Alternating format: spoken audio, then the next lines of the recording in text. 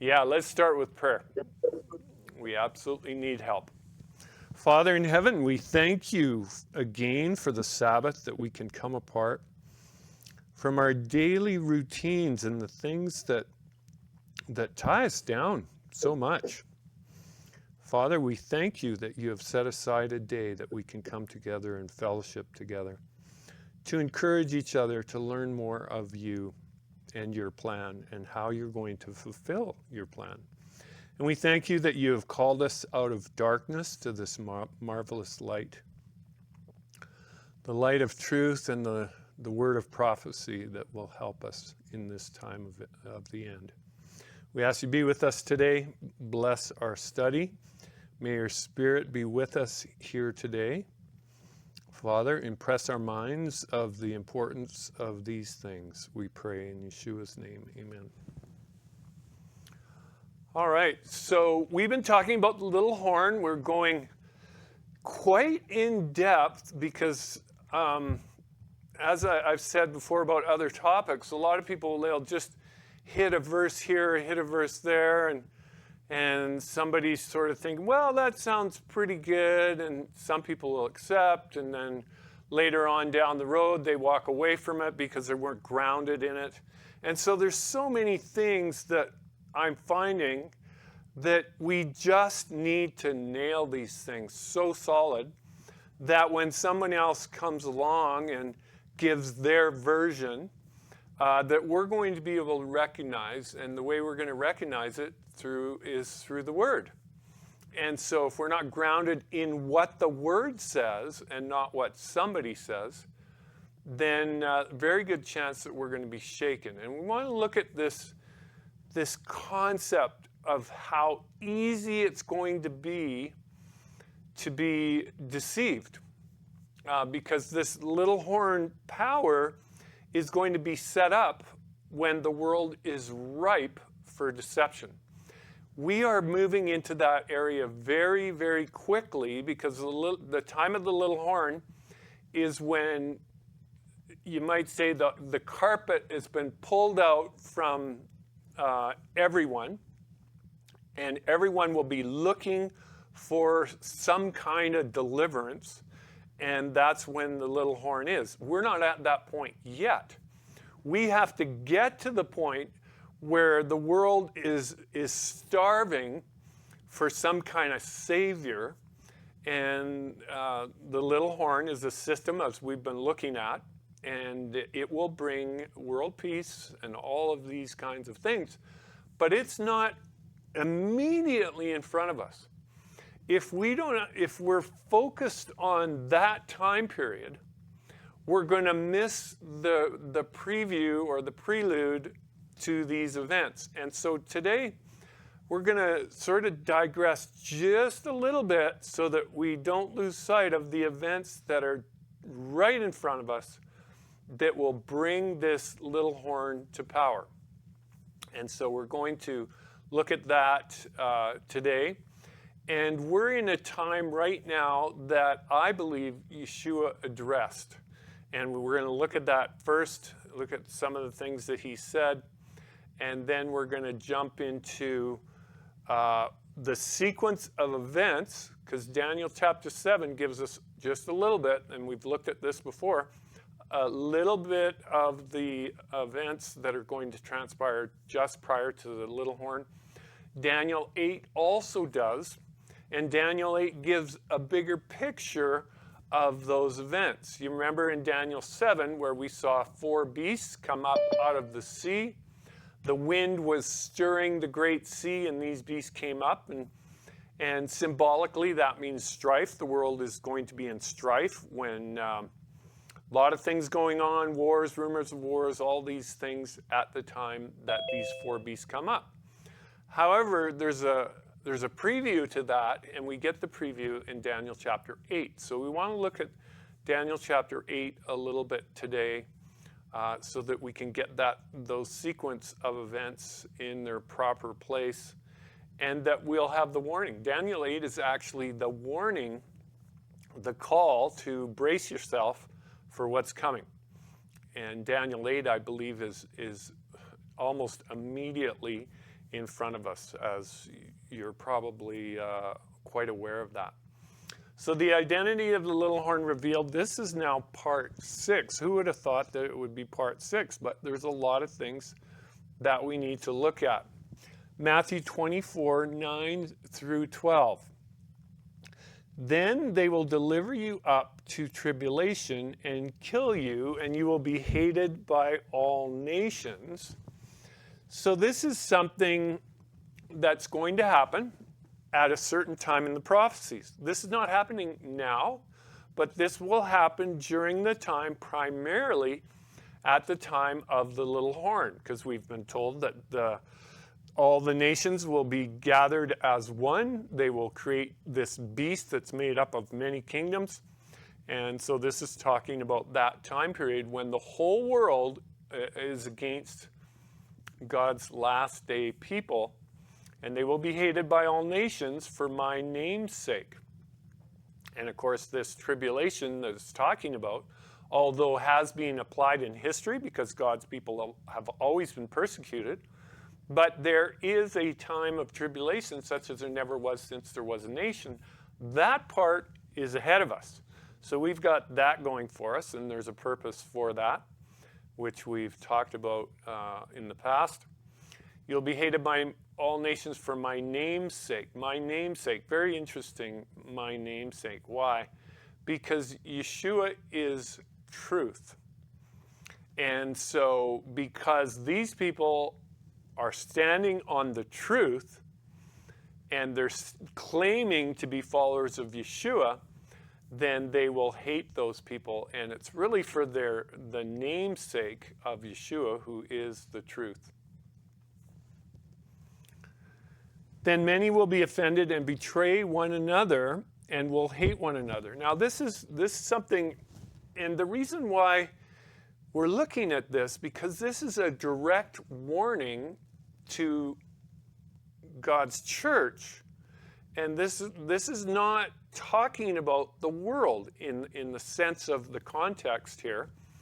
Many will be offended and will betray one another and will hate one another. Okay, so we're talking about Yeshua's warning his people. They will deliver us up for tribulation and kill some of us, and we'll be hated. Then many will be offended. Who's going to be offended here? We're going to be offended by what these people are doing, and we will betray. These are brothers and sisters in the faith, and they will betray one another. Why are they going to betray one another? Because some people are standing on the solid rock, and others are just along for the ride. Did you get that? Some people will join with God's people because it's a fire escape or an insurance plan. If things go haywire, then they're going to be on the right team. However, every heart will be seen for what it is. And those people in the time of this tribulation, when people are being threatened with death and being hated by all nations, that's when the separation comes. Now, I'll tell you what, we are not ready for that yet, because a lot of us still have some faith development so that we will get through this. And this is what we need to do. We need to ground our faith and really study some of these things out so that when this time comes, we will not be moved. We will be standing on a solid rock. This is a warning for us.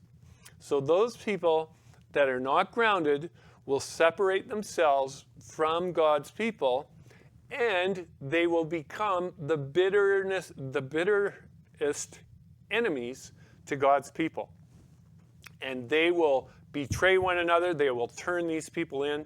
It's just not a very nice picture. Then many false prophets will arise and deceive many. False prophets. We don't want to miss this point. Many false prophets will arise and deceive many. Now, I'm thinking that this warning is to God's people. Yeshua was not really talking to the world here. He's talking to God's people. So what he's saying is many false prophets within the house of faith will arise and deceive many. How are they going to deceive many? Well, they're going to tell them things that they want to hear. Because those that have decided that they want to have nothing but the truth will be grounded in the truth at this time. And we need to be grounded. I can't emphasize that any too much. They will deceive many. They will deceive the ones that are not grounded. That's what this is talking about. And because lawlessness will abound, the love of many will grow cold. This is very interesting. This is all in the context of false prophets betraying one another, being hated by all nations, and they will kill you. When God's people are persecuted, they're going to have feelings rise up within themselves, and those feelings of anger, feelings of hate, feelings of, I've been betrayed and you want to get even, there'll be revenge. All these things we will be tempted to feel. And because of this, because we will allow this to happen, our love, Yeshua says, many who have love now, it will grow cold. Why? Because of lawlessness that will abound. Because of the things that are being done to God's people are vulnerable to having these thoughts and feelings of revenge and anger towards others. And so, why is this important? It's important for the simple reason that our example in this, we have two really good examples. One is when Yeshua was dying, he said, "Father, forgive them, for they know not what they're doing." You see, the world isn't going to be knowing what it's doing. They don't understand it. They're rejecting life as we understand it. And so they will be doing this for that reason. The same thing when Stephen was being stoned, and it's very interesting that Stephen was being stoned, and it was the religious people. Don't miss this point. It was the religious people that were persecuting God's people. They're the ones that are first and foremost. That's how the script goes. And it will be that in the time of the end. And we can see glimpses of that. We've been looking at some things that religious people are saying, pastors are saying, teachers are saying, religious teachers are saying, and they are basically setting the stage for the ultimate persecution of those that want to stay faithful, completely faithful to God. And we're starting to see that now. This word love here is the kind of love that God has. It's the text in 1 John, I think, where it says God is love. This is the kind of love that these people are going to give up. So our relationship that we have, this love that we are, in a sense, building this love with our faith. As our faith grows stronger, our love goes stronger. Not only our love for God, because our proof that we love God with all our heart, it has an effect on how we treat our neighbors, how we treat not only our brothers and sisters in Yeshua, but how we treat people outside as well. And we need to have this in order to get through. And this is the kind of love, this unconditional kind of love that God has for us that cannot be broken. Even though the wicked will be destroyed in the end, it's not that God has a hate for these people as much as he has a hate for what they do.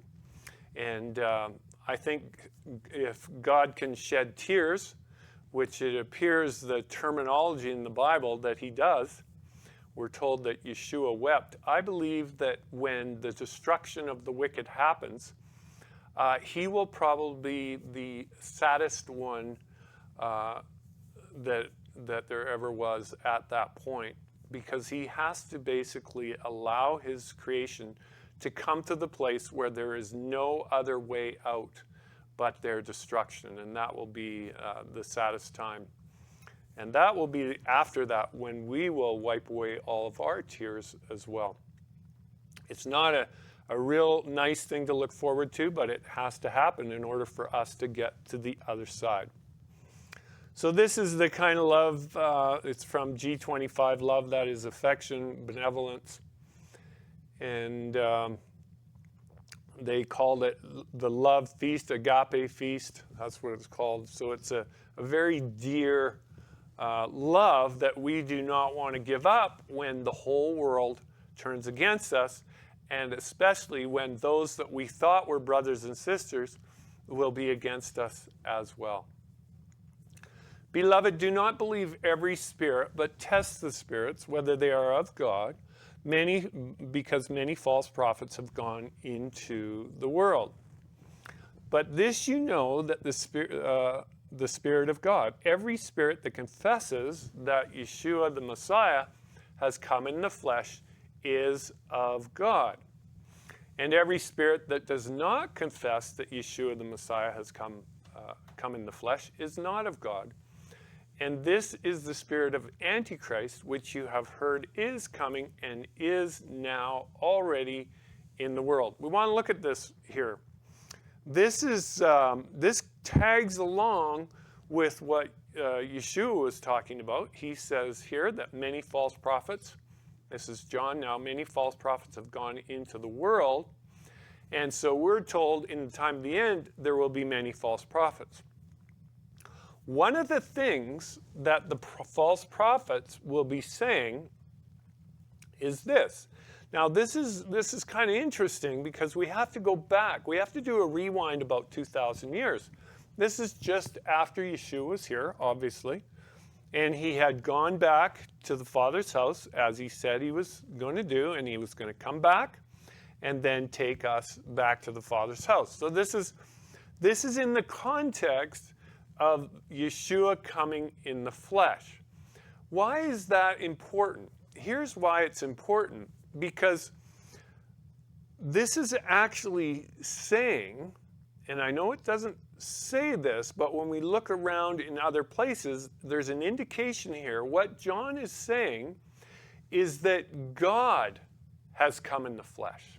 Now, that might be a new thought for these verses, but the controversy back then was who was Yeshua. And so John, he wrote the book of John, obviously, that starts out with very interesting words. He talks about, in the beginning was God, and the Word was with God. And then it talks about the Word becoming flesh and dwelling among us. So really, what it's talking about is God, not the Father, but God came in the flesh. That's what it's talking about. Here he's doubling down on this. The point being is that it was God that came in the flesh. Not the Father, but it was the Son of God who is equated to God. And this can be easily demonstrated in all the writers of the New Testament, including Paul. Very, very clear here that they considered Yeshua to be God. And Paul goes on to say that Yeshua didn't feel that it was robbery to be equal with God. Very interesting statement. So lots of things would indicate that he was God that came in the flesh. Now this is of vital importance, because if God had made a being that was to come and suffer for us, this being that God had created, God didn't really do a lot of suffering. But if God comes in the flesh, in the person of Yeshua, and God suffers in the flesh, feels the reality of persecution, feels the reality of temptation, feels the reality of all of us, that's why God says that Yeshua will be the judge. Because Yeshua, being God, has come in the flesh, and he knows exactly the temptations that we've been through. And if that wasn't enough, we're going to have another at least 24 elders in the sanctuary above that are going to be working on our behalf as well. So that's good news. So the point I'm trying to make here is there was dispute in the early church, and you can read all about this in the church fathers 200, 300, 400 years after Yeshua came. Some believed it was God in the flesh, some believed it wasn't God in the flesh. And the point being that the ultimate sacrifice to save us was God coming in the person of Yeshua, dying for our sins. It really reflects and has a lot to do with how much God loves us. He's willing to put his own life on the line to save us. And that's why John says that God is love, period. Every spirit that does not confess that Yeshua, the Messiah, has come in the flesh is not of God. So those people, this is the deception that's out there right now amongst us. There are many people that do not believe that Yeshua was actually divine. And they're going completely against this. Apparently, John deems that as following the Antichrist. So this is a test. So this is a test for anyone that's out there that we may choose to follow.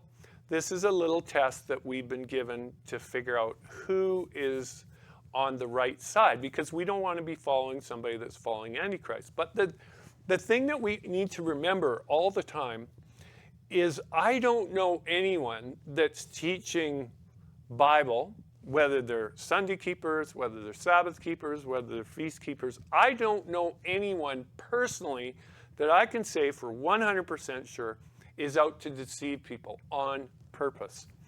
These are well-meaning people that think they have the truth, that believe they have the truth, that are convicted they have the truth, but they're teaching things that are simply not true.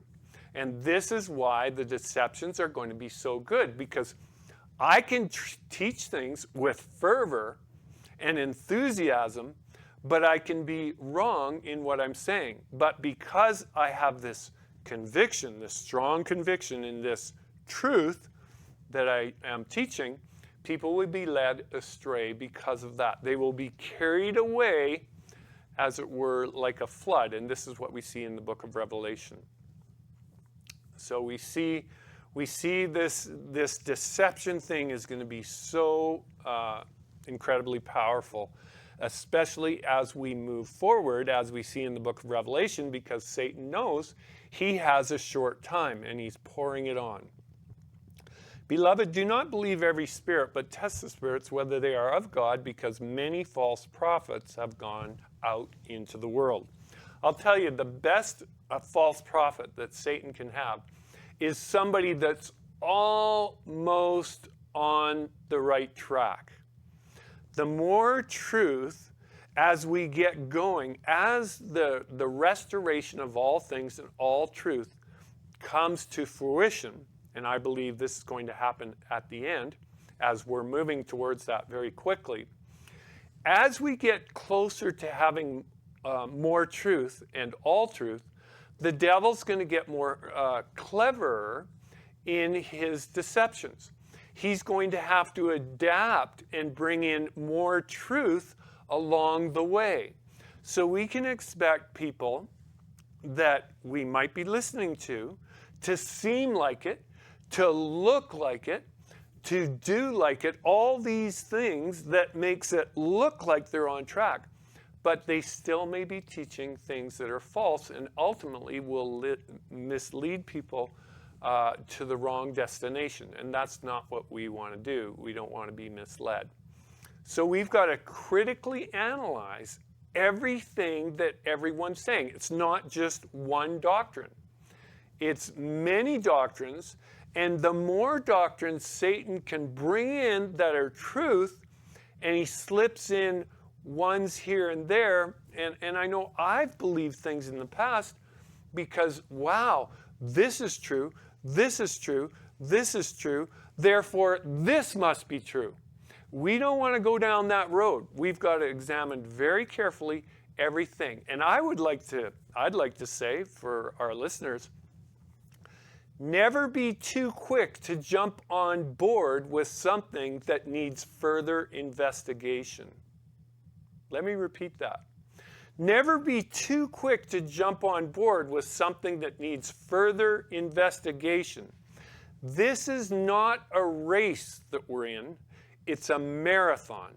And if it takes you a year to sort something out, it takes you a year. God has given you a brain to search something out, study it out. Don't be in a hurry. Do you know what? Backtracking and humbling yourself to be able to say that, you know what, I was dead wrong in that. And all those people that I inflicted with this error, I'm sorry about that. You know what? It would be a lot easier if we don't have to go down that road. So take your time. All of us need to take our time and really sift through things, look at both sides of an argument, whatever that might be, and have a look at this. And this one that we're just looking at, which I know this argument is raging, even within Messianic circles. Was Yeshua divine, or was he something else? This controversy has been going on for a long time. In fact, in Jewish circles, they say it's an impossibility that God would require a human sacrifice to save us. And they've got lots of reasons. And for those Messianics that want to be sympathetic to our Jewish brothers and sisters that have not accepted Yeshua, there are a lot of things that they say that can carry us away into the way that they think. And there's dangers in that. We've got to be so careful. Very interesting, when the disciples asked Yeshua about deception, he really, or the end time, the deceptions were the first things that he talked about. We want to go right into this. Matthew 24, 3-5. Now as he sat on the Mount of Olives, the disciples came to him privately, saying, "Tell us when will these things be, and what will be the sign of your coming and the end of the age?" Now, again, we're aware of these texts, but sometimes we need to just look at them again, just to refresh our minds as we're searching for truth. So what is the sign of your coming in the end of the age? Of course, this was after he went to the temple. The disciples are showing him how glorious the temple was and how it's going to last forever, and it's just so beautiful what God has done for his Jewish people. And then he tells them, well, it's all going to be knocked down, so why don't we just go home? And then there was conflict within the disciples. Yeshua goes up to the Mount of Olives, and they come to him privately. Peter, James, John, and Andrew come to him privately. It seems like they were the closest, so they came to him privately. The others probably said, hey, you guys go and find out what he was talking about. So they go to him privately, it says in the Gospels, and they ask him the question. I love this. This is so important for all of us. If we're going to get answers, we've got to ask the question. I wonder if Matthew 24, Mark 13, and Luke 21 would even be in the Bible if they didn't ask the question. And Yeshua was the master at prompting people to ask questions. When he said in the temple that all these things are going to crumble down, it sparked in their mind, like, what is he talking about? And then they decided that they were going to ask him. So we need to ask questions. If you've got a question, ask the question. Ask God what the answer is. Go to work in his word. Ask other people what the answers are. And for those that we think we can trust, they'd be a good place to start. What will be the sign of your coming in the end of the age? Great question. Yeshua answered and said to them, take heed that no one deceives you. So don't even worry about the events at the time of the end. The thing that you need to think about is deception. Don't be deceived. In other words,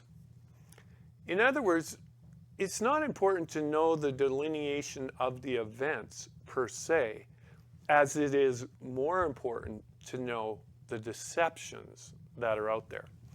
And not only what the deceptions are, but who is it that's doing the deceiving. This is what we've got to understand. For many will come in my name, saying that I am the Christ, and will deceive many. Now, I know a lot of you here understand this text, but there are the bulk, the majority of people out there in the world think that Yeshua is talking about someone that's coming saying that they are the Messiah. That is not what Yeshua is talking about, and that's why the deception is so great. What they're actually saying is that many will come in his name, just as Yeshua came in the Father's name. He wasn't claiming to be the Father. He came in the Father's name. He came as a representative of the Father. That's what the way Yeshua uses the term himself. So he says that many are going to come in my name. Many are going to be teaching in my name, saying that I am the Christ. They're not saying that they are the Christ. They're saying that Yeshua is the Christ. And that's why the deception's going to be so good. So let's go over this again. Many will come in the name of Yeshua. Are you with me? He wasn't referring to the name of Jesus. Those guys, those people that are going to stay with the name of Yeshua until the end, they're playing a different game. They're not going to deceive God's elect. They're in a whole different ball game. What Yeshua is talking about is those amongst the people that are coming in the name of Yeshua, saying that Yeshua is the Christ. They're saying that Yeshua is the Christ, and they will deceive many. Now, I would like you, this is a little homework now, just jot this down, and I want you to go to work right now and just jot this down. Grab your paper and a pencil. I hope you have one of those. Okay? And write this down. This is your little homework assignment. Write down all the people that you have enough respect to that are teaching in the name of Yeshua, that are declaring that Yeshua has come, and then just put a question mark. Are they speaking deception? Now, again, I want to say that those people, I do not know any of those people that are out to deceive anyone. They believe with all their heart what they're saying. They're preaching with all their heart in what they're saying. But what we need to realize is that anyone that's teaching in the name of Yeshua, that's declaring that Yeshua is the Messiah and Yeshua is going to return, are going to deceive many. Those aren't my words. Those are Yeshua's words. We need to take Yeshua's words to heart. That means that I'm one of those people that he could be referring to. And I open myself up to be critically analyzed to see whether I'm teaching. I don't have any problem with that.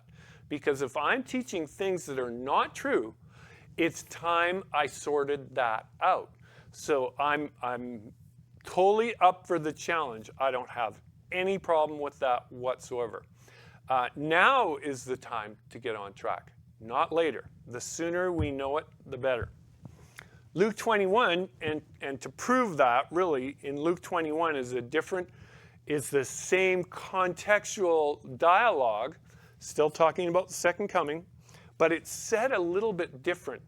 Luke is almost sometimes, it seems, is a little more accurate, really following the detail. He says, as recorded from Yeshua said, "Take heed that you not be deceived, for many will come in my name, saying that I am he," that Yeshua is the Messiah. They're coming, teaching in the name of Yeshua, saying that Yeshua is he. He's the Messiah. Back 2,000 years ago, and he's coming again. The time has drawn near, therefore do not go after them. What time has drawn near? The question was, what is the sign of your coming and the end of the age? What time has drawn near? The time for Yeshua's coming.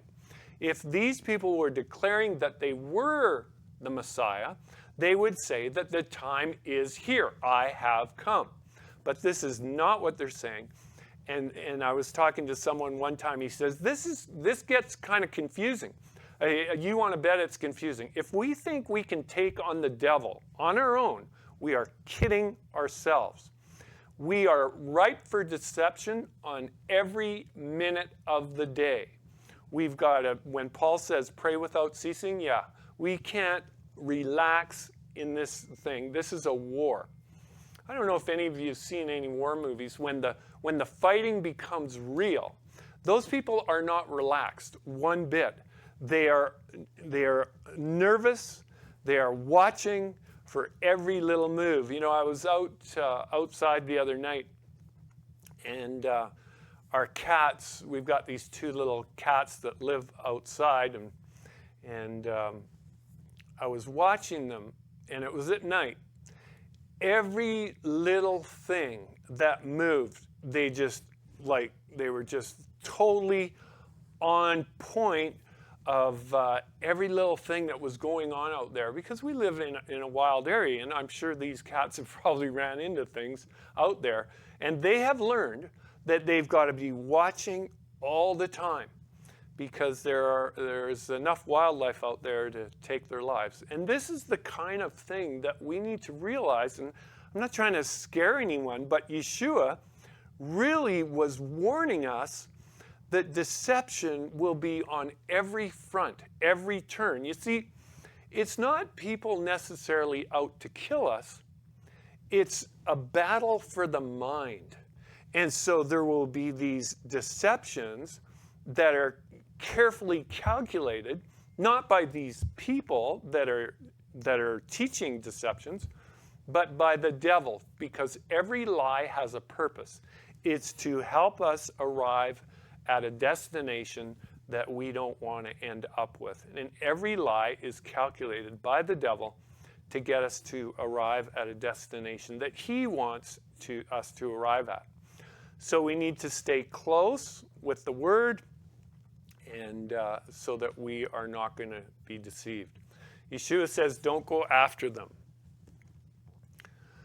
We also see another little clue here. Not everyone who says to me, Lord, Lord, shall enter the kingdom of heaven, but he who does the will of my Father in heaven. So what does that mean? Well, that means you obey Torah, correct? Yeah, that does mean that you would obey Torah.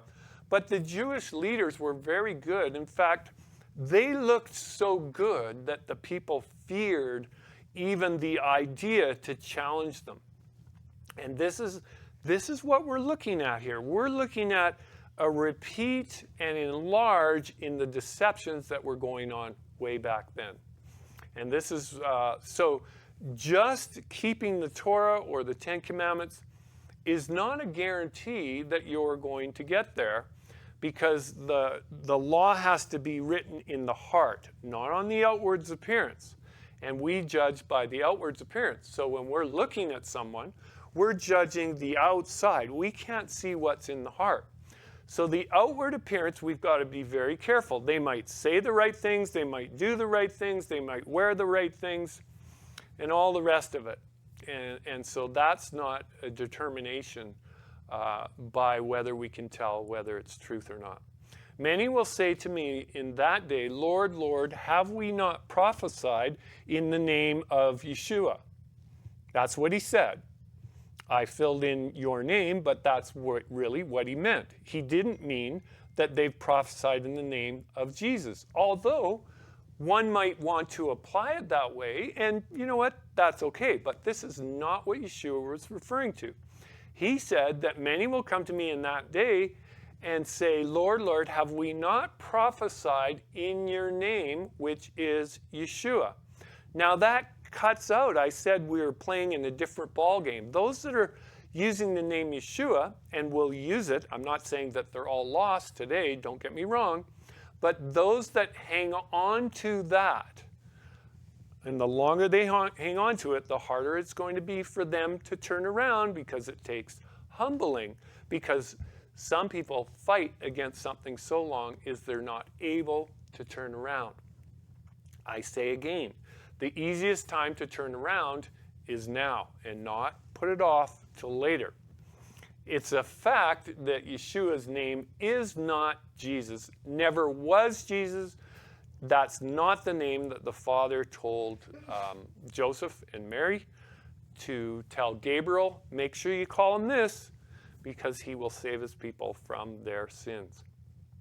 Cast out demons in your name. So these people are doing some pretty marvelous things in his name, done many wonders in your name. Do you know what it says in Revelation? That these are the spirits of demons working miracles. This is what's going to be happening. People that are using the name of Yeshua will be ultimately working miracles, doing many wonders in his name.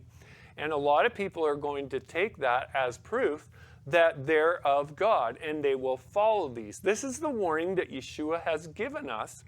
Not only they're using the name of Yeshua, and they're following the Torah, at least on the outward appearance, they're also doing many wonderful works in his name. Now, this is quite interesting, because if Satan wants to deceive someone, he can bring, if he has the power to bring sickness, I would determine he has the power to relieve sickness, to cast off sickness.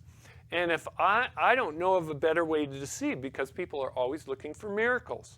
So ultimately, what's going to be happening is those in the name of Yeshua will be doing all these things, wonders in your names, and this will be what the deception is going to be all about. People will not look deeper, and they will believe this, and this, even though this is a mark of deception. But because they have so much truth, the mind will overlook the things that are obviously incorrect. Not so obviously incorrect, I should say.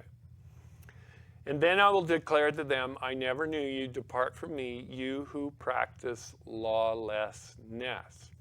And this is anti-law. This is really what this is. And this lawlessness, Yeshua said, except your righteousness exceeds that of the Pharisees. Now, if any common person would look at the Pharisees and say, they even tithe in mint and cumin. They do all the details.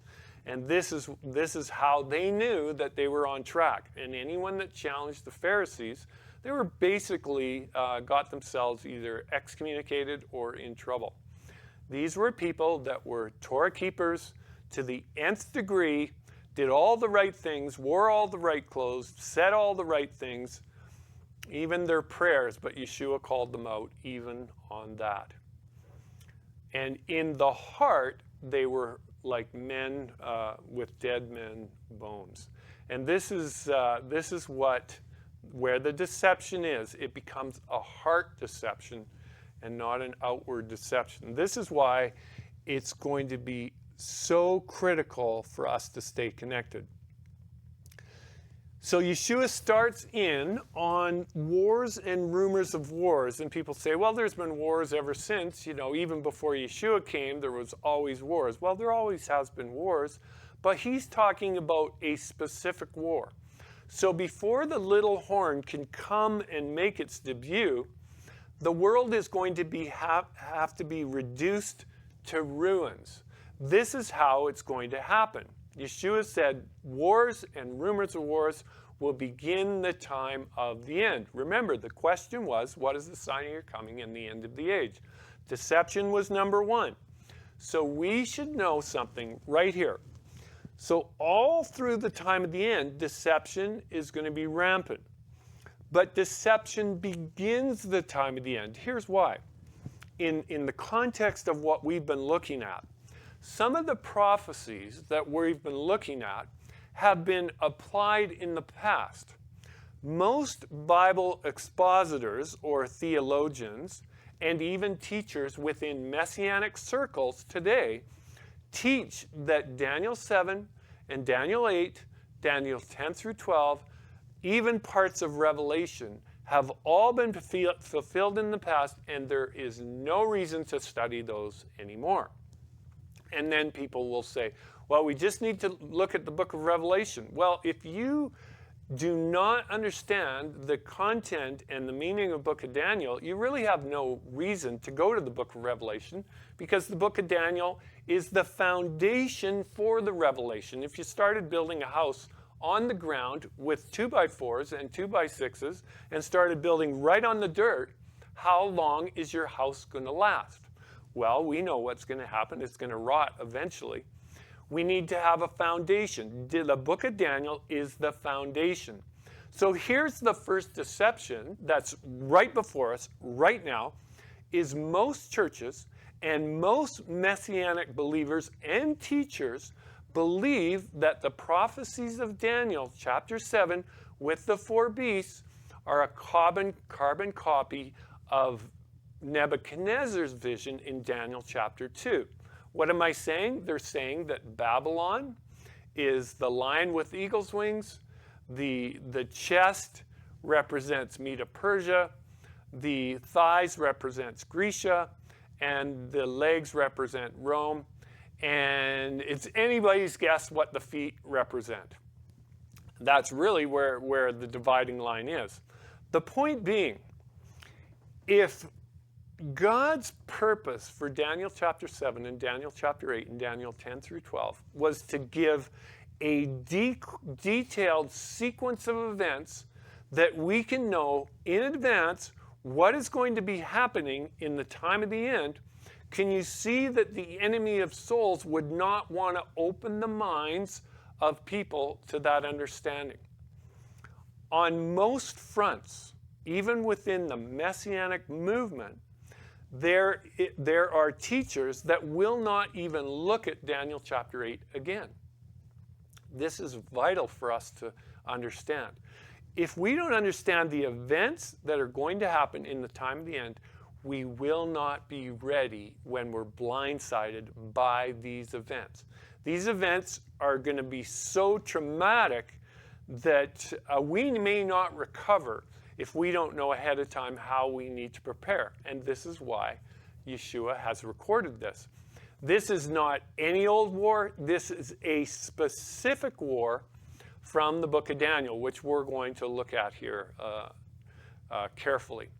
We've got other videos on this war and give much more detail, which I would really encourage. If anyone hasn't seen any of those videos, I'd really encourage you to go back and have a look and pass these out to everyone that you can, so that we can come to grips with these ideas that there are scriptures that talk about the time of the end that people are not even reading. And this is going to be a grave mistake for many. For nation will rise against nation, kingdom against kingdom, and there will be famines, pestilence, and earthquakes in various places.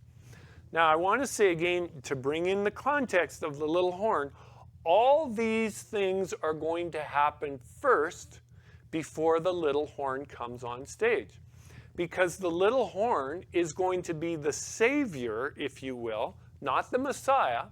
He's the kind of the forerunner for the Messiah that's coming. He sets the stage for the Messiah that's coming.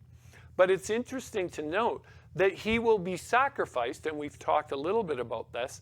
This little horn will be sacrificed for the greater good of the greater deception that's going to be following on the heels of this little horn. There will be famines, pestilence, and earthquakes. So if there's going to be wars and nations against nations and kingdoms against kingdoms, we're talking about a worldwide war, WW3, if you will, that many believe is already starting to take place, which it looks like it is. It's shaping up right now. So we can expect when we're done, when we're through this war, that there will be famines, pestilence, and earthquakes. And I like to say that earthquakes, I believe, is kind of a generic term. I don't want to destroy the word because there will be earthquakes. But he could very well have said here, earthquakes, tornadoes, hurricanes, volcanoes. I believe this is kind of generic for natural disasters or not so natural disasters, because if we believe that Satan had the ability to whip up a little storm that Yeshua quieted on the Sea of Galilee, then we need to realize that Satan has the power. He has powers over the elements. He can bring famine on through calamities, and he can bring pestilences as well. He's had 6,000 years to figure out some science, if we want to call it science, the science of destruction, which we've actually seen in the last couple of years. And so these are the things that we're going to be facing, and this is the world that the little horn will make its debut. So we want to do a preview here of how we get to the place, and this is how we're going to get to the place, wars and rumors of wars. It says, all these things are the beginning of sorrows or birth pains, and any woman or man that's gone in with his wife to give birth to their children, they know exactly what this is about. The birth pains are further apart, and they get closer and closer until they're very rhythmic, and they just come, you can time them, and they just come one right after another. It's very interesting that Yeshua uses this terminology. So this is going to intensify. Everything that's coming at us is going to intensify. One thing will follow on the heels of another, and it will just get worse and worse and worse. In fact, Yeshua goes on to say, a little later on in the prophecy, that unless those days be shortened, no flesh would be saved. Who is he talking about? No flesh would be saved. Well, the only flesh that's going to be saved when Yeshua returns are the righteous. So if time went on longer than it would, if Yeshua didn't come on time, if time went on longer, even the righteous would perish. So Yeshua tells us that he's going to be coming at the point of absolutely no return when no flesh would be saved. And he's got to do this. He's got to allow evil to fully manifest itself to where the wicked are going to be actually wanting to kill the righteous. And there will be a determination to rid the earth of everything that is good. And Yeshua says, I'm coming before they can kill everyone. That's another part of the good news for us. But the problem is there's going to be a lot of things happening along the way. And this is what the prophecies are for. It's for us to be ready for when all these things break loose. Then it says, after all these things, famine, pestilence, earthquake, then they will deliver you up for tribulation and kill you, and you will be hated by all nations for my name's sake. There will be a group of people that are hated by all nations, and they will be hated for two reasons. We saw in Revelation, last week I believe, we saw in Revelation that they will be hated for two primary reasons. One is that they will be keeping the commandments of God, and the other reason is that they will have the testimony of Yeshua, which is the spirit of prophecy. So they will have two things in their possession. They will be keeping God's commandments, and they will be in possession of the spirit of prophecy. In other words, a simple way to say that is they're going to understand the prophecies, and part of the message they will be giving will be telling people ahead of time what's coming so that they can be prepared for what is coming. They will also be saying that you need to get out of Babylon. How can we tell people to get out of Babylon if we don't know what Babylon is? There is no consensus within God's house of what Babylon is. You've probably heard, oh, Babylon is this, Babylon is this, Babylon is this. Who's the Antichrist? Oh, it's Prince Charles. It's somebody else or somebody else. How are we going to warn people of who the Antichrist is, or who the little horn is, or what Babylon is, if we don't know what it is ourselves? You see, the problem is with God's people and those that possess the spirit of prophecy is they're going to know these things. And they're going to be shouting it from the rooftops. And that's why they're going to be in so much trouble. Because evil people don't want to be recognized for who they are. And when God's people are calling them out for who they are going to be in nothing but trouble. And the whole world's going to hate them because the whole world is trying to correct everything that's going wrong. They will be looking for salvation in all the wrong places. And God's people will be calling them out for what they're doing and who they are that are the primary proponents of this thing that's going to be going on in the world. And they will be hated by everyone. Nobody likes to hear that they're wrong. And they will be hated by everyone because they are revealing that they need to be obedient to God and that they will be telling who are the ones deceiving. And that's when the temperature is going to rise. Then many will be offended, will betray one another, and will hate one another. This is where we were. This is where we're going to end up. But we wanted to see how we're going to get there. Many false prophets will arise and deceive many. So all through this time is major deception, and the major deception that God's people, his true people, need to be concerned about are those amongst us that are teaching things that are wrong. May appear right, but are wrong. And that's what we need to be aware of. Because lawlessness will abound, the love of many will grow cold. So now we're going to jump back into the book of Daniel, and we want to really come to grips with the first thing that Yeshua talked about, and that was that war. We looked at the center of everything, if you will, being Rome. We're looking at this little horn power as being the Roman Church, and this is what I believe this power represents. There is so much evidence. Their history tells us that. And we almost don't need to look any further than the history, but we can see what they're doing right now and where they're going with this.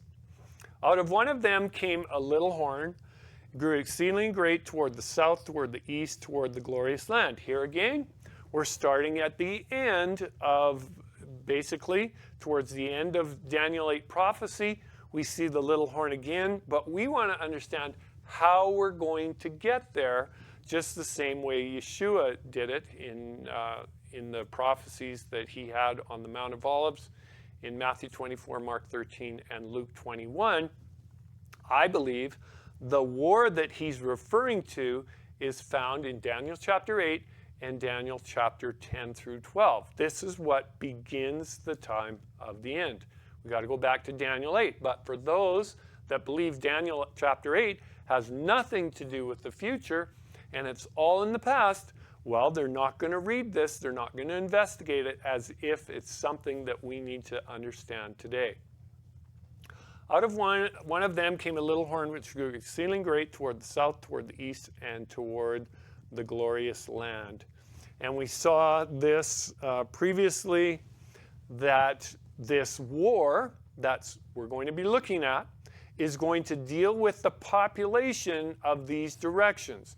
We saw earlier that the Christian world here is depicted in the blue color, and the Muslim population, India's population, and China's population, and all those Eastern nations. This has been referred to as 1040 window.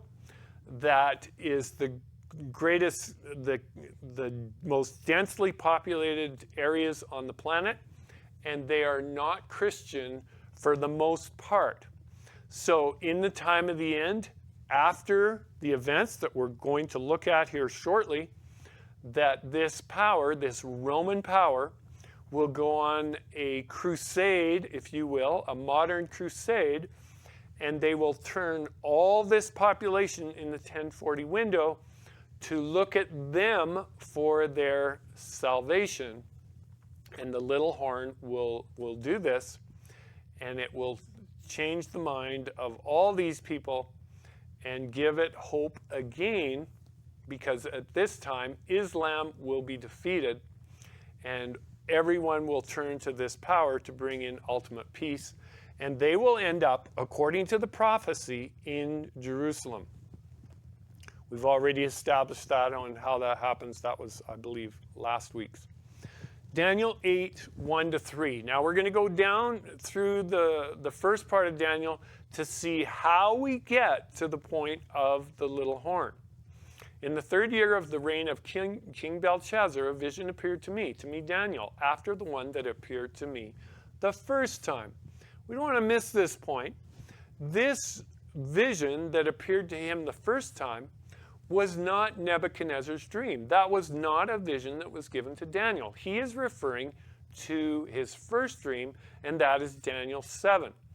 I propose that the one that appeared to him the first time was not only first in chronology, but it was also after in kind. It was a very similar vision. It involved symbols that represented things. In Daniel 8, we see symbols that represent kings, and we saw the same thing in Daniel chapter 7, where these symbols, the animals, represented kingdoms, and we see exactly the same thing. The symbols in Daniel 8 represent kingdoms, and horns represent kingdoms, and this is how God gave these dreams, in symbols. And then he gives the interpretation of these symbols. If we were just left to the symbols, it would be very confusing. But in the prophecies themselves is always given the symbol and what it represents, a kingdom. We don't always see clearly which kingdom it represents. We got to do a little bit of homework for that, and we're going to see how we need to do that. But the clues are there, and we just need to follow the clues. So he's referring to the vision of the 4 beasts in Daniel chapter 7 here when he says the vision that appeared to me the first time. I would propose these are the same events, or they contain the same events, and that's why he's referring to this vision as well. I saw in the vision, and it so happened while I was looking that I was in Shushan, the citadel, which is in the province of Elam, and I saw in the vision that I was by the river Ulai. Now Daniel is in Persia proper, and this is where Shushan was. If you grab an ancient map, you'll be able to find that place, and that's by southwestern Iran. This is where he was, but in the vision, he was taken in vision to the river Ulai. This is not where he saw the vision proper. That's not where he was. He was at the capital, but he was transported, if you will, to the river. Very, very significant that he was transported to that place. That river Ulai joins the Euphrates and the Hiddkel, or the Tigris, down at the bottom of Iraq, and they all come together at that point. And that's where he was taken in vision. Then I lifted up my eyes and saw, and there standing beside the river was a ram which had 2 horns. The 2 horns were high. The higher one was higher than the other, and the higher one came up last. Very important information. I saw the ram pushing westward, northward, and southward so that no animal could withstand him, nor was there any that could deliver from his hand. But he did according to his will, and he became great. So this ram is going to become great. And it says he's pushing. And I don't think there's any question about the sequence of the direction of the push. The first direction the ram is pushing is westward. Westward. Very interesting. Then it's going to push northward. Then it's going to push southward. Notice the ram does not push east. That's very important here. So that no animal could withstand him, nor was there any that could deliver from his hand. He did according to his will, and he becomes great. So this ram evidently is going to swell in these directions. His influence is going to become great, and no one will be able to withstand him. We want to look at some possibilities here. And as I was considering, suddenly a male goat came from the west across the surface of the whole earth without touching the ground. And the goat had a notable horn between its eyes. Notable horn. We want to look at this here. So there's a kingdom that's represented here as a ram that has two horns. So two prominent horns on this ram that directs the traffic of the ram. It's very interesting to note here that we cannot have horns floating around out there in midair. The horns are always attached to a power. Some interpreters have the ram as an entity, and then these horns just kind of float off and they start operating by themselves. This is not the way it is. The ram, as long as we have a ram, we have horns. If we do away with the horns, those are the controlling entities of the ram crumbles. And this is what we see here. This is what we're going to see in the prophecy. Now we have a male goat that comes from the west. We have a direction on the compass. It comes from the west across the surface of the whole earth without touching the ground. So we can grab a map the way that most people are looking at maps this day, and I'm talking about just the flat out four-cornered map that people look at. The western lands are where that's deemed, so God is talking about how we would understand this at the time of the end, that there's a power, a kingdom, if you will, that comes from the west across the surface of the whole earth without touching the ground. And the goat has a notable horn. Notable is a comparative figure. That would mean there are other horns, as we're going to see very clearly as we go through this prophecy. There are going to be more horns on this, not just this one notable. Notable is a comparative figure.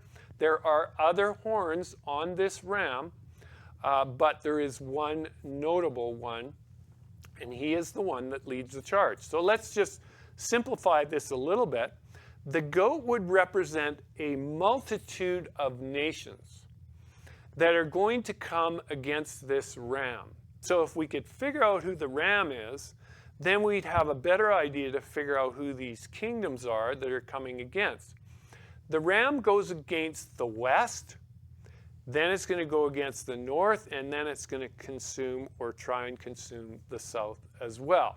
So it's going to be expanding its territory in all of these directions, and the goat will come to the place where it's had enough of this. So this amalgamation of kingdoms, if you will, led by this notable horn and these other horns that are around the notable horn, and we're going to see that as we go, that they've had enough, and they come against this ram. Then he came to the ram that had two horns, which I had seen standing beside the river, and ran at him with furious power. This tells me one thing, that this ram has done something very drastic, and push has come to shove, and they've had enough, and they come suddenly to the ram. In other words, bullets are starting to fly, and probably some big ones, I would think. And they come and they run at him with furious power. And this is the picture that we see in Daniel chapter 8. This power from the west, this notable horn, led by the United States, and does something, makes war against this ram. And it tells us we don't have to guess who this is. As we go further on in the prophecies, it says, the ram which you saw, having two horns, they are the kings of Media and Persia, and the male goat is the kingdom of Greece. The large horn that is between his eyes is the first king. We want to dissect this because we need to. We're going to see here very shortly that this prophecy, within the prophecy itself, tells us that this vision is for the time of the end, the time when the indignation or the time of the punishment of all nations will come to fruition. and it will culminate, obviously, in the second coming. The chapter is very clear on that. But what people are thinking of when they read this is talking about the time of the kings of Media and Persia when they conquered, took in all the area of the Middle East as is portrayed here, and even went into Greece. On your far left-hand side of the screen, that's into the area of Greece. And that's why still to this day there is a real Muslim influence in these areas. And of course Turkey, Pergia, and these areas here were all taken into the Medo-Persian Empire at the time of Daniel. So Daniel would have understood that we're dealing with this geographical fix here. And then it goes on to say, and the male goat is the kingdom of Greece. See, this is what has led many to believe that these prophecies have been fulfilled in the past. However, there is a slight problem that I believe that was to be revealed in the time of the end, which is the time that we're living in, the correct understanding of this. Because this word Greece here is actually a mistranslation. It's actually Javan, and when we understand what this word Javan means, back in Genesis chapter 10, Javan was the grandson of Japheth, and he went west, and his descendants inhabited the coastlands, and they went west in direction. Well, these people basically went out to inhabit Europe, and then ultimately came to the United States of America, Canada, and this side. And in the time of the end, it tells us that the descendants of Javan will come across the surface of the whole earth and make war with the kings of Media and Persia. It's very interesting. When we put this in an end-time setting, we can basically trace these same lines out, and we will find that these are the Muslim nations in the world. Now I ask a question. Do the Muslim nations of the world have a problem with the West? Well, that seemed to be the first direction of the compass that we're looking at, and this is the direction that the kings of Media and Persia in the time of the end will be primarily pushing. Once they pushed as hard as they can west, it says they're going to go north, and that's up into Russia, because the kings of Media and Persia today, the Islamic powers, want to take on the whole world and rule the whole world. And this will be their Armageddon, if you will, the same way that we're looking at Armageddon coming. This will be the preview to the ultimate Armageddon. This will be a war against the kings of Media and Persia and the West. That's how it will start. And once everyone understands, all those that are not Islamic, all the nations that are not Islamic, that today are actually doing the Islamic biddings, and we see this in the news even today, those people that are doing the biddings of Islam do not understand the ultimate goal of Islam, and that's to rule the whole world and bring everyone into submitting to the faith of Islam. The West is not going to have this. They are going to rise up, and when push comes to shove, they will take action. Now, I have been teaching this for many, many years now, but it's become evident to me that the grand scale of this is unlike anything that I've ever understood. Who would have believed that we would have millions of migrants, Islamic migrants, move into other countries such as Europe and flood the nations of Europe with Muslims? Also in the United States, you can, if you're watching the news at all, we've got hundreds of thousands. Estimates are that in the last few years, the last few short years of the current presidency in the United States, estimates are up to 12 million people have come in illegally. For the most part, they do not know even the countries of their origin. These people are not carrying ID. They're just coming across the border. They're speaking over 100 different languages from 100 different countries. They have no idea who they are. They are everything from Chinese people to coming in from all even dangerous Muslim countries. And anyone that knows the goal of China and the Muslim nations, it's to take down the United States. And we see this clearly in these prophecies. I believe what is shaping up right now is going to take the world completely by surprise. And when the Muslims say it's go time, we are going to have terrorism unlike anything we've ever even dreamed of. And this will ultimately what takes the United States down and the Western nations down. And when this happens, the world will be reeling in chaos. Although the war will be won by the West and all those other countries that join in, once it becomes obvious what the Muslims are up to, once this comes together, then they will defeat the Muslim forces just as the prophecy goes on to say. And I saw him, this is the goat now, that's leading the charge. The charge is led by the United States with these other kingdoms coming on board. He was moved with rage against him, the ram, attacked the ram, broke its two horns, the kings of Media and Persia. There was no power in the ram to withstand him, but he cast him down to the ground and trampled him, and there was no one that could deliver the ram from his hand.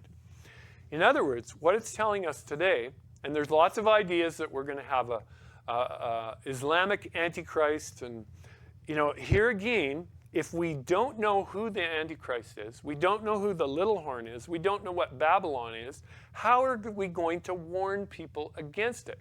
We've got to go through these prophecies anew, prophesy again, if you will, and we've got to look at these, analyze them for what they're actually saying, and put them in their proper setting here in the time of the end.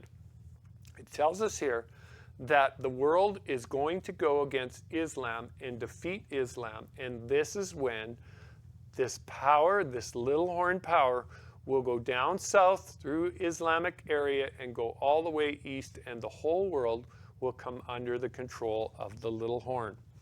Therefore the male goat grew very great, but when he became strong, the large horn was broken, and in place of it 4 notable ones came up toward the 4 winds of heaven. Here again, this goat, this male goat, it has more than just the one horn. It's got multiple kingdoms that are represented here, but it's got a notable horn. It's got one leading the charge, has to be none other than the United States. And then when the goat becomes strong, when Islam is defeated, it moves to preeminence, and it becomes the greatest power the world has ever seen. But when it is strong, the large horn is broken, and in place 4 notable ones come up toward the 4 winds of heaven. You can basically take Daniel chapter 7 and put it right there, where it says that Daniel had this dream, visions upon his head. He saw 4 great beasts come up toward the 4 winds of heaven. Exactly the same thing here. So why is it so important to understand Daniel 8 in the setting that we've just seen? Is so that we can know when these 4 kingdoms are coming up, because when we do that, we know that the little horn is going to come out of one of these kingdoms. That's exactly what it says. And out of one of them came a little horn, which grew exceedingly great toward the south, toward the east, and toward the glorious land. I propose that this little horn is exactly the same little horn in Daniel chapter 7, but Daniel chapter 7 starts in the middle of Daniel chapter 8. What God is trying to show us here is we have a preview of the events that are going to happen. It's kind of like, in a way, a trailer. It's not really like a trailer, though. It's the first couple chapters before we get to the little horn. This is what we need to understand, because God wants us to be in the trenches, if you will, by the time the little horn comes on stream. And if we know the events that are coming, we will take cover before this happens. It grew up to the host of heaven, and it cast some of the host and some of the stars to the ground and trampled them. So this power, this little horn power, is going to do some radical things. And really what it's telling us here, it's going to attack God's host. And his host here are God's people here on this earth, and it will do destruction to them as well. He even exalts himself as high as the prince of the host, and by him the daily sacrifices were taken away, and the place of his sanctuary was cast down. So now we've got another thing going on. We've got another event going on. If we don't know what the event is that's going on and we don't understand it, we're not going to be able to warn people of what is coming. Well, this little horn power, we've already seen, it's going to go south, it's going to go east, and then it's going to end up in the glorious land. And then it says it's going to take away the daily sacrifice once it gets there. What's going on here? We know if we look at what's going on in the world, we can fill in some gaps. Well, I believe that we're going to have a very Israeli-friendly government this fall. Not sure if that's going to happen peacefully or how that's going to happen yet. I have my fears. But there is going to be a government in the West, in the United States, that's going to be very Israeli-friendly.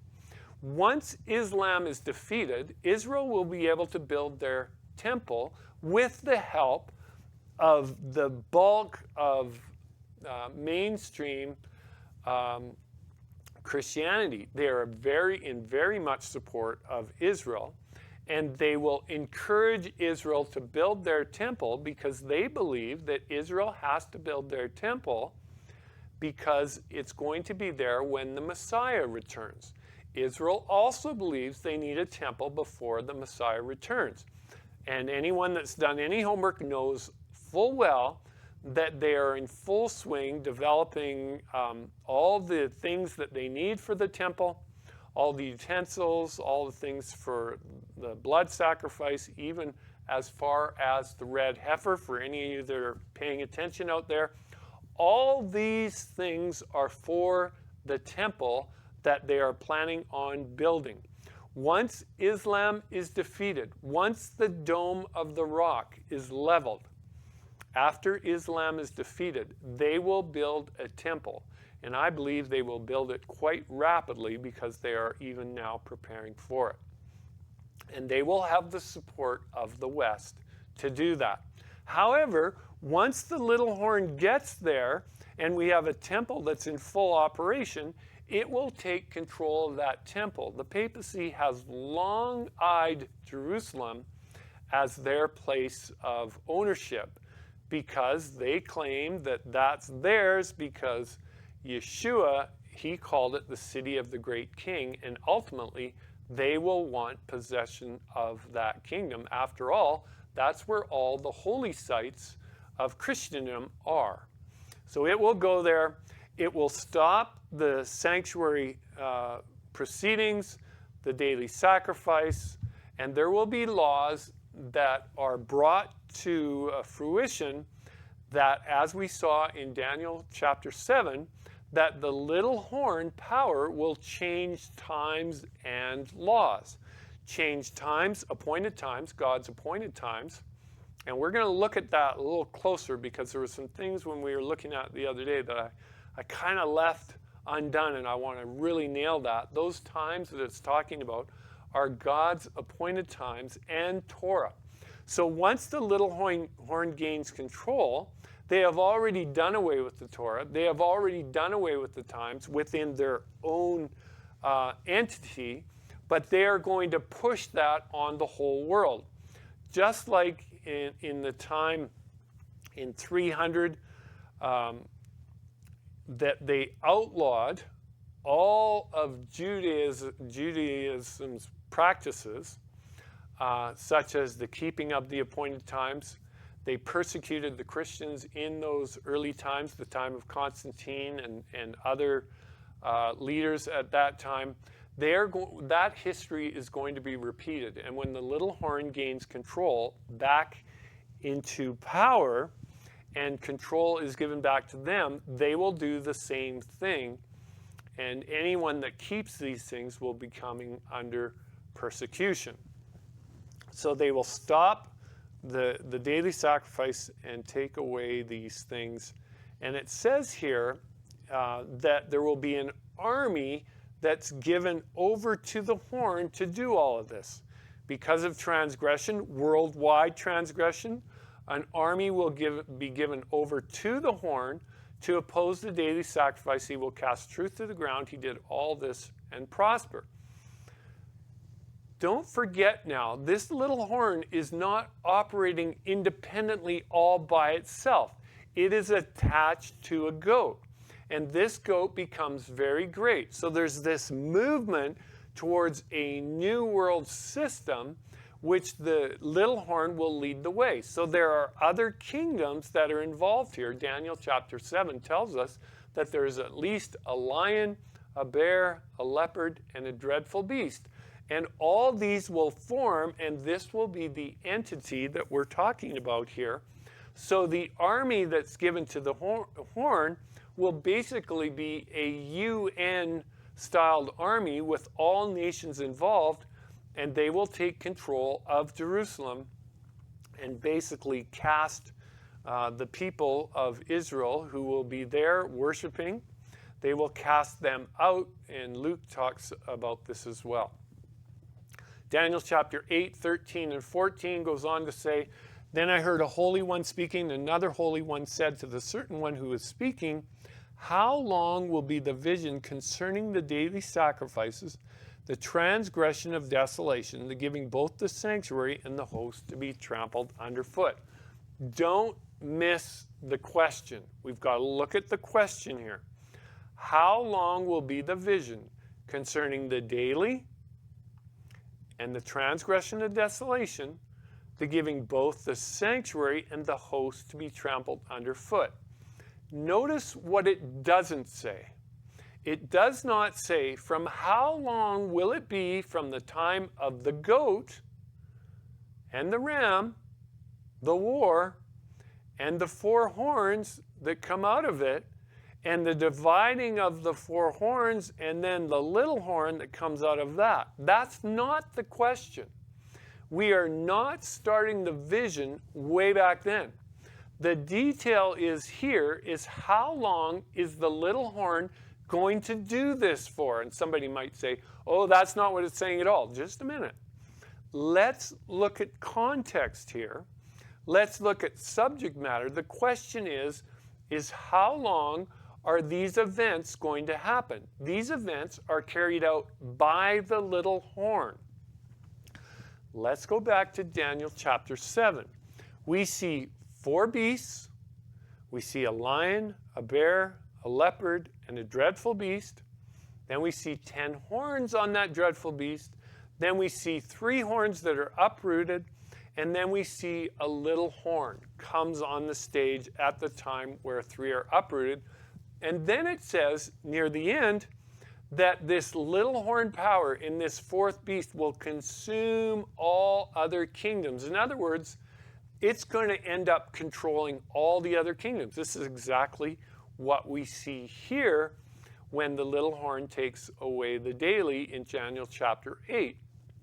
It forces its version of worship on all the other kingdoms of the world, and it doesn't have to be forced. This is what we don't understand. It has to be forced on those that are obedient to God, but they will embrace it. They will love it because it will seem like the little horn is bringing salvation and peace to the world. That's why the whole world will embrace it. Also, what we see in Daniel chapter 7, we see these 4 beasts which parallel the 4 horns. We see the little horn that comes out of the 4 beasts, one of them. We see a little horn that comes out of one of the 4 horns. And so we see this manifestation of this little horn come to fruition in exactly the same way in both of these prophecies. Very interesting here, when we get to the interpretation of Daniel chapter 7, you want to maybe just jot this down and read it for yourself later. We see the development of the little horn from the four beasts, and as we go all the way through, we see this little horn doing its thing, and then Daniel said, he focuses in on the little horn. He said, I want to know the truth about the fourth beast, which has this little horn. And then it says that this little horn changes times and laws, brings in its own system of times, appointed times, and it brings in its own system of laws that go against God's law. So we have additional information. We see this in Revelation 13. And we see this come to fruition here when it changes times and laws. It says that the time frame that it's going to do this is for a time, times, and a half a time, which we're going to look at, and we have looked at. Very interesting. This time, times, and a half is a 3.5 year period. Now, my point being is, the focus of Daniel is on the little horn in Daniel chapter 7. The time period is in connection to the events that the little horn is doing, which is persecuting God's people, changing times and laws. So that's how it's persecuting, making it illegal for God's people to be obedient to his law and his times. And the focus on Daniel is, how long is the little horn going to do this? And the time comes back for the duration of time that the little horn is going to get away with this, and it's for a time, times, and a half. I would propose that the little horn in Daniel chapter 8, the time frame is in direct relation to the events of the little horn. 2,300 days, then the sanctuary will be cleansed. And we know that this word days is not actually days. It's in the sanctuary language. It's just what we're talking about here. Daily sacrifice, the abomination of the giving of both the sanctuary and the host to be trodden underfoot. We're talking sanctuary language. Even the goats represented in this prophecy are sanctuary animals, goats and rams. So we see the whole sort of setting is sanctuary. And so the time frame is evenings and mornings and not actually days. Even the time frame is given in evenings and mornings in connection with what the little horn is doing, taking away the daily sacrifice. And this word daily, we can anchor that back to Numbers, the daily, morning, and evening. And that's why Daniel actually does not say days, but he says evenings and mornings, which would turn into, divide that in two, because there are 2 sacrifices every day. This would mean 2,300 evenings and mornings would actually turn into 1,150 days, which fits into the time frame of Daniel chapter 7 of time, times, and a dividing of time. And then it says the sanctuary would be cleansed. This is another clue of what's going to happen at the end of the 1,150 days. The sanctuary is going to be cleansed. Is this talking about an earthly sanctuary? I would say we have both earthly and heavenly mingling here, because God wants to have our attention on the heavenly as well as what's going on in the earthly. People say, well, this is talking about daily sacrifices. Well, actually, it's not talking about the word sacrifices. You'll notice that's in italics. God's people can have a daily sacrifice, if you will, without animal sacrifices, just as Daniel had when he was in Babylon. He had his daily custom that he did, the Tamid time, when he was in Babylon and in Persia, without sacrificing an animal. And that's why I believe it's very critical we understand that in the context, the translators put in the word sacrifices there, but it need not be in the text itself, because God's people have a daily experience, both a morning and an evening experience, where they reflect on things that God is doing, has done, and will do. Both those set times that are contained in his laws. However, the little horn will make it illegal to do anything that's according to God's law. And we saw this played out in Daniel's experience in chapter 6 of Daniel, when it became illegal to worship any other entity except for the kingdom and the king of Persia at that time. And we see here this is all going to play out in the time of the end. There will be laws even down to the daily, is we will be not be able to worship anything, any entity, if it has anything to do with the Torah. It will be made illegal, because this whole controversy that we are in is all about worshiping the true God. And this is where we're going. This entity will make it impossible for people on the pain of death.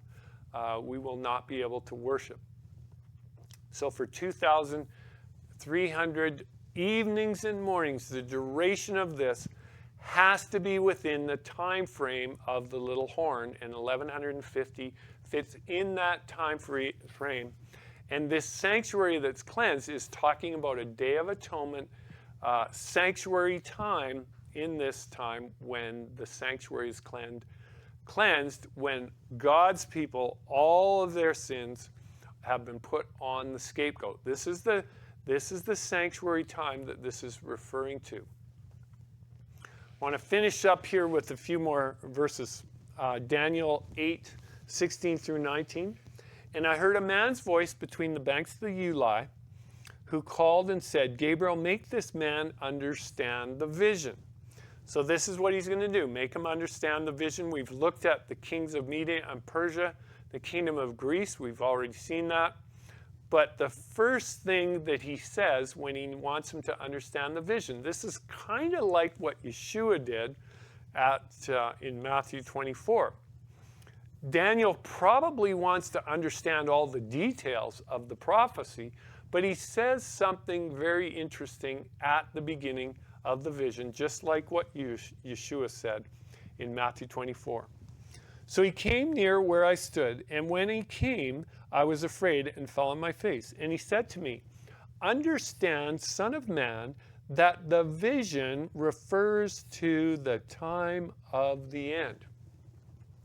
Now, I don't know how you want to slice and dice this, whether you want to just take the 2300 as the time of the end.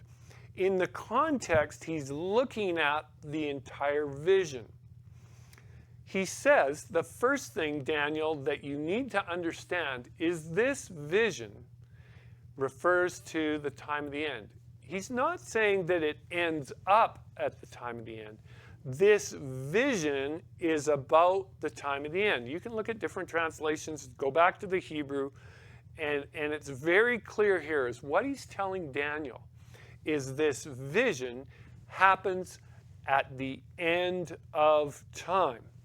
People overlook the obvious in this verse because what they've been taught is this vision was not actually at the end, but it began in the time of Alexander the Great and in the kingdom of Greece. So they're not even looking at, they read this and they don't even see what this is saying. I want to encourage everyone out there to go back to the original Hebrew if you want and see what this actually says and go into as many different translations, as good a translations as you can get. They're all saying the same thing. This vision is for the time of the end. So my question is, why are people not looking at it? Well, it's really quite easy, because they've been taught something else. And therefore, they do not even concern themselves with this vision. Huge mistake. There's where Yeshua spoke of deception. Before the war that brings on the end of time, there is a work of deception. The first work of deception I would propose is to say that these visions have already transpired. They're way back in history. You need not look at them anymore. There's your first deception. Why is this such a major deception? It's a major deception if what I'm saying is true, if the devastation that is going to be brought on the whole world because of the infiltration of Islamic forces, and I'm not saying that all Islamic people are wicked, just as I'm not saying all Christian people are wicked. Some are, some are not. And so those that are on the right or the extreme side of Islam are planning on taking the whole world down, and they are setting themselves up to do it. They will take the United States. Ultimately, the United States will crumble because of the collateral damage suffered in the war. They will win the war. They will rejoice in the triumph of the war. Israel will have their temple, but in the long run, they will not survive the collateral damage that has been done in the war. The infiltration of the United States of America and Europe will bring all the world to their knees, and they will be looking for a savior, and the little horn will be that one that brings peace to the world at that time. So Daniel, it goes on to say, now as he was speaking with me, I was in a deep sleep with my face to the ground, and he touched me and stood me upright and said, look, I am making known to you what shall happen in the latter time of the indignation. For at the appointed time the end shall be. So now he doubles down on what he's just said. Daniel, understand, this vision is at the time of the end. Daniel wasn't quite getting that. He comes back again and he says, look, I'm making known to you what is going to happen at the time of the end. Not just at the time of the end, but at the appointed time of the end, at the moed, at the time of the end, the time when Yeshua returns. He's telling us in advance the events that are going to happen on the earth prior to his second coming, the same question that Yeshua asked, what is the sign of your coming and the end of the age? The answer was war and rumors of war. We are hearing the drumbeat of that war right now. We have Islamic fundamentalists infiltrating every country in the world, setting up for that attack that will bring on the time of the end. Friends, we need to wake up to this. We need to share this so that people can get in the trenches so that they will have a hiding place in the time of trouble that is right before us. I want to end on that note. It's not going to be utter destruction. There's more to the story which we're going to be continuing looking at. So let's end that for now. Let's have a word of prayer. Father in heaven, we thank you again for your word, your sure word of prophecy. We ask that you continue to help us to unpack these things, not only for the saving of ourselves, but for the saving of our families, to have them protected through this time, an ark of safety, if you will. We ask that you help us to see these things clearly for what they are, Father, as we see the storm approaching. Continue to watch over us, we pray. Give us wisdom, we ask in Yeshua's name. Amen. Amen.